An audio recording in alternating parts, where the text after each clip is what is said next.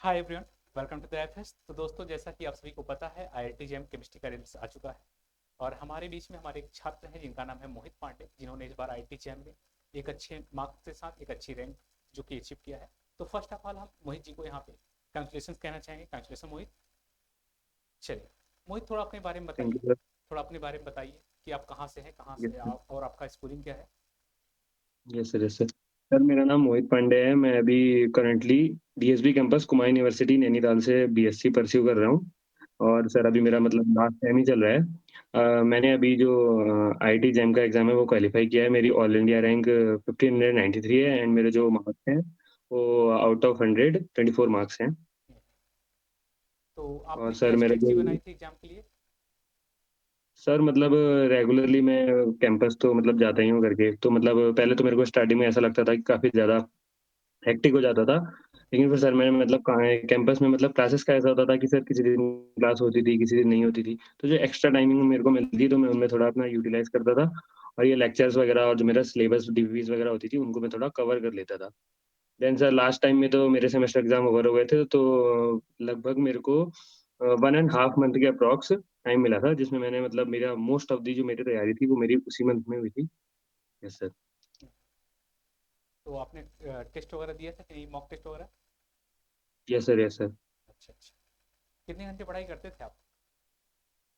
Sir मैं मतलब मैं ज़्यादा नहीं करता था, मतलब वही है एवरेज एन एवरेज, मतलब मैं अगर मतलब मैं अगर अपना मतलब एक तो कैंपस का हुआ तो मैं थोड़ा सेमेस्टर में भी देता था, क्योंकि मैं थोड़ा डीएस मेरा जो है ना स्कॉलरशिप है, डीएसटी इंस्पायर स्कॉलर हूँ। अरे तो सर वाह। उसमें थोड़ा मेंटेन करना पड़ता है, तो ऐसा भी नहीं था कि अगर कैंपस छोड़ दूँगा तो फिर स्कॉलरशिप का हो जाएगा। तो सर मैं कैंपस रेगुलर जाता था, तो सर मतलब अगर मैं कैंपस को मिला के आपको बताऊँ तो approx 12 to 13 hours, and sir अगर मैं ऑल ऑफ अपना आईआईटी जेम को बताऊँ, 6 टू 7 आवर्स सर मैं था। सर मैं 2-2 घंटे अप्रॉक्स बाँटता था, organic, inorganic and physical. Physical में सर थोड़ा न्यूमेरिकल थे, तो मैं फिजिकल को थोड़ा ज़्यादा टाइम दे देता, एज़ ए ऑर्गेनिक में थोड़ा मैकेनिज़्म होता था, तो वो थोड़ा जल्दी हो जाती थी। हम्म। Yes sir. तो आईआईटी जेम के बारे में आपको कहाँ से पता चला, आईआईटी जेम के एग्जाम के बारे में। सर मेरे मतलब सीनियर थे, मतलब उन्होंने मेरे को बताया कि मतलब उनके टाइम तो ऐसा नहीं होता था, शायद उन्होंने मतलब उनको कोई बताने वाला नहीं होगा। तो उन्होंने बोला कि मतलब जब मैं यहाँ आया था, मतलब क्या बोलते हैं, जब मैंने कुमाऊं यूनिवर्सिटी ज्वाइन की थी, तभी उन्होंने बोला था कि मास्टर्स अच्छी जगह से करना करके। और इसके लिए अगर जैसे सर मैंने पहले मेरा बीटेक का था, तो मैं बीटेक नहीं दे पाया कुछ रीजंस के चक्कर में, मेरे यहाँ थोड़ा ट्रेजेडी वगैरह हो गई थी। तो मैंने बीटेक छोड़ दिया था, तो फिर मैंने बीएससी एनरोल किया था। देन सर मैंने तभी सोचा कि मैं आईआईटी का मेरा सपना था थोड़ा, तो सर उसी के चक्कर में मैंने आईआईटी जेईई की तैयारी स्टार्ट की थी।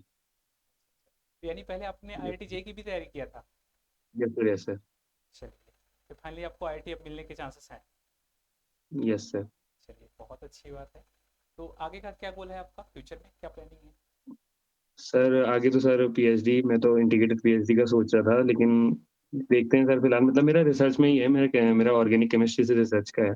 अच्छा अच्छा। Yes sir. चलिए, फिर तो और बहुत अच्छी बात है।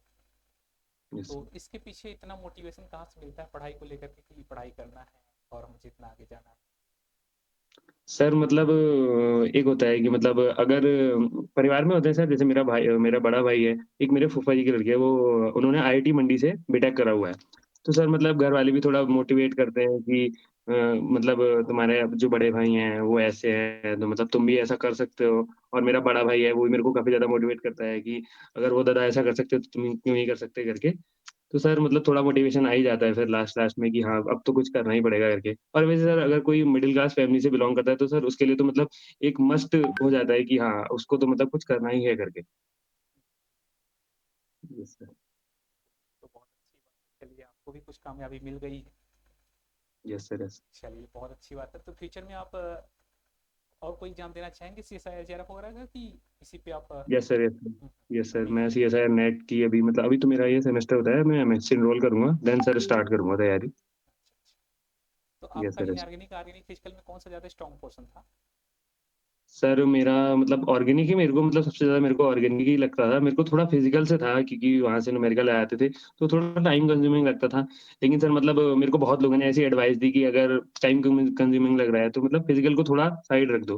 लेकिन सर फिर ऐसा हो जाएगा अगर मैं ऑर्गेनिक ही ज़्यादा कर लेता, और फिर अगर ज़्यादा हेक्टिक हो जाता ऑर्गेनिक, तो फिर उसमें मतलब एग्ज़ाम में काफ़ी ज़्यादा वो हो जाता है। तो मैंने तीनों को ही मतलब बराबर ही दिया था इम्पोर्टेंस कि हाँ, कि ये नहीं कि मैं 2 पोर्शन लेके ही अगर कोई भी एग्ज़ाम क्लियर ऐसा नहीं हो सकता। मैंने तीनों को ही बराबर ही दिया था। फिलहाल मेरे सर ऑर्गेनिक में मेरे को ज़्यादा इंटरेस्ट है। चलिए, यस सर। अच्छी बात है। तो चलिए मोहित जी, आपसे बात करके काफ़ी अच्छा लगा और हमारे जो व्यूवर्स यस आपको सर। देख रहे हैं उन्हें भी काफ़ी अच्छा लगा होगा।